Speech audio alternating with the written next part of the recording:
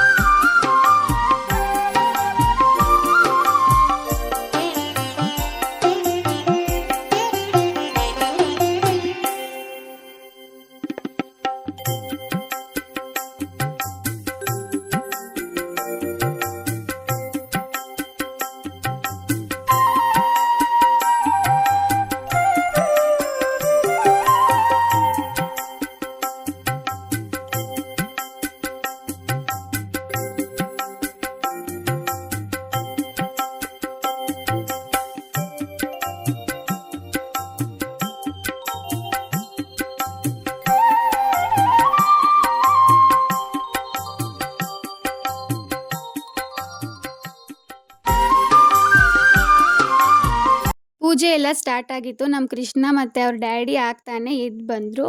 ನಮ್ಮ ಕೃಷ್ಣಂಗಿನ್ನ ಸ್ನಾನ ಮಾಡಿಸಿಲ್ಲ, ಮಾಡಿಸ್ಬೇಕು ಇವಾಗ. ಈಗ ತಾನೇ ಎದ್ರಲ್ಲ, ಸ್ವಲ್ಪ ಹೊತ್ತು ಹೋಗಲಿ ಅಂತ ಹಾಗೆ ಇದ್ದೀವಿ. ವರಮಹಾಲಕ್ಷ್ಮಿ ಹಬ್ಬದ ಶುಭಾಶಯಗಳು ಇಬ್ರಿಗೂ. ಕೃಷ್ಣ ಇಲ್ಲಿ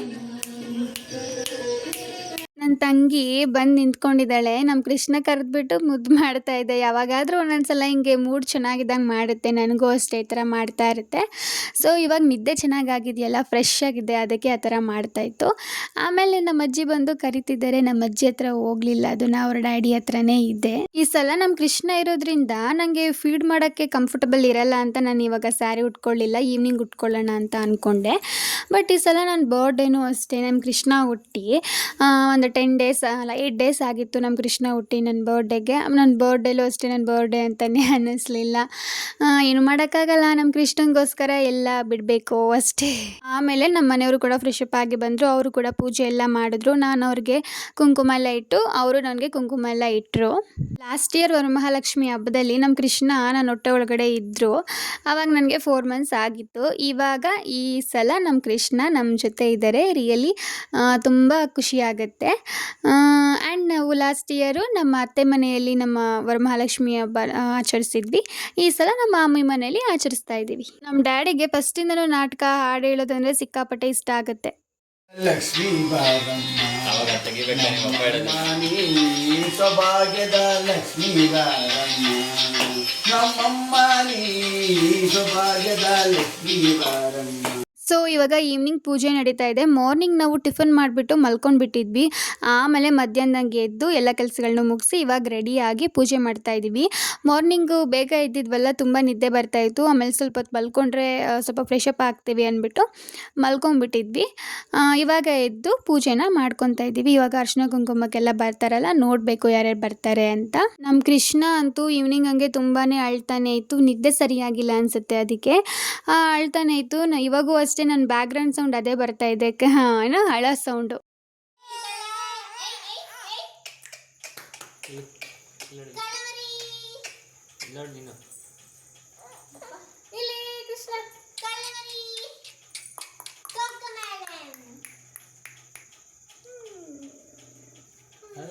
ನಗಲ್ವಾ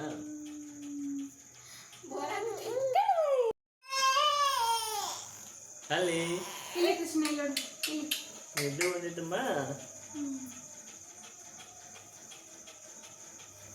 ಈಗ ಅರ್ಶಿನ ಕುಂಕುಮಕ್ಕೆ ಕರಿಯೋಕೆ ಬಂದವ್ರಿಗೆಲ್ಲ ಅರ್ಶಿನ ಕುಂಕುಮ ಎಲ್ಲ ಅಡಿಕೆ ಎಲ್ಲ ನಾನು ನನ್ನ ತಂಗಿ ಕೊಡ್ತಾ ಇದ್ವಿ. ನಮ್ಮಮ್ಮ ಅರ್ಶಿನ ಕುಂಕುಮ ಕರಿಯೋಕ್ಕೆ ಅಂತ ಹೋಗಿದ್ರು.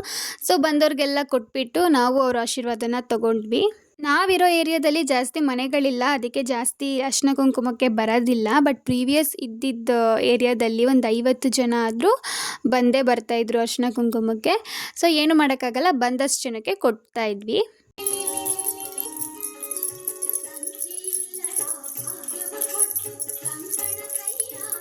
ಅರ್ಶಿನ ಕುಂಕುಮಕ್ಕೆ ಬಂದಿದ್ರಲ್ಲ, ನಾನು ವೀಡಿಯೋ ಮಾಡ್ತಿದ್ನಲ್ಲ, ಅದನ್ನು ನೋಡಿ ಯೂಟ್ಯೂಬ್ ಮಾಡ್ತೀರಾ ಅಂತ ಕೇಳ್ತಾಯಿದ್ರು. ಆಮೇಲೆ ಮಾಡ್ತೀವಿ ಅಂತ ಹೇಳಿ ನಮ್ಮ ID ಹೇಳಿ ಅವರು ಕೂಡ ಸಬ್ಸ್ಕ್ರೈಬ್ ಮಾಡಿಕೊಂಡ್ರು. ಸೊ ಇವಾಗ ಯಾರು ನೋಡ್ತಾ ಇದ್ದೀರಾ, ಪ್ಲೀಸ್ ನಮ್ಮ ಚಾನಲ್ನ ಸಬ್ಸ್ಕ್ರೈಬ್ ಮಾಡಿ ಅಂತ ಕೇಳ್ಕೊತೀನಿ. ಹಬ್ಬದ ದಿನ ಅಂತೂ ಎಲ್ಲರ ವಾಟ್ಸಪ್ ಸ್ಟೇಟಸಲ್ಲೂ ಅವ್ರವ್ರ ಮನೆ ಲಕ್ಷ್ಮಿನೇ ಕೂತಿರ್ತಾರೆ. ವರ್ಷಕ್ಕೊಂದು ಹಬ್ಬ, ಸುಮ್ಮನೆ ಇರೋಕ್ಕಾಗತ್ತಾ? ಲಕ್ಷ್ಮೀ ಪೂಜೆ ಎಲ್ಲ ಆದಮೇಲೆ ವಾಟ್ಸಪ್ ಸ್ಟೇಟಸ್ ನೋಡೋದೇ ಕೆಲಸ ಆಗಿರುತ್ತೆ. ಅವ್ರು ಯಾವ ಥರ ಕೂರಿಸಿದ್ದಾರೆ ಲಕ್ಷ್ಮಿನ, ಇವ್ರು ಯಾವ ಥರ ಕೂರಿಸಿದ್ದಾರೆ ಅಂತ ನಾವೇ ಮಾತಾಡಿಕೊಂಡು ನಮ್ದು ಈ ಥರ ಇದೆ ಆ ಥರ ಎಲ್ಲ ಕಂಪೇರ್ ಮಾಡ್ಕೊಂಡು ಮಾತಾಡ್ತಾ ಇರ್ತೀವಿ. ಇದೆಲ್ಲ ಪಾಸಿಟಿವ್ ಆಗೇ ಇರುತ್ತೆ. ಬಿಕಾಸ್ ಎಲ್ಲರ ಮನೆ ಲಕ್ಷ್ಮಿ ಒಂದೇ ಆಗಿರುತ್ತೆ, ಯಾವುದು ಬೇರೆ ಬೇರೆ ಅಲ್ಲ. ಸೊ ಅವ್ರವ್ರ ಮನೇಲಿ ಯಾವ್ಯಾವ ಥರ ಲಕ್ಷ್ಮಿ ಕೂರ್ಬೇಕಂತ ಇರುತ್ತೋ ಅದೇ ಥರನೇ ಕೂರ್ತಾರೆ. ಇದು ನಮ್ಮ ಮನೆಯ ವರಮಹಾಲಕ್ಷ್ಮಿ ಹಬ್ಬದ ಸೆಲೆಬ್ರೇಷನ್ ಆಗಿರುತ್ತೆ. ಈ ಬ್ಲಾಗ್ ನಿಮ್ಗೆ ಇಷ್ಟ ಆಗಿದ್ರೆ ಲೈಕ್ ಮಾಡಿ, ಸಬ್ಸ್ಕ್ರೈಬ್ ಮಾಡಿ. ನಾನು ನಿಮ್ಮ Jyothi Sujendra. Bye, see you in the next blog.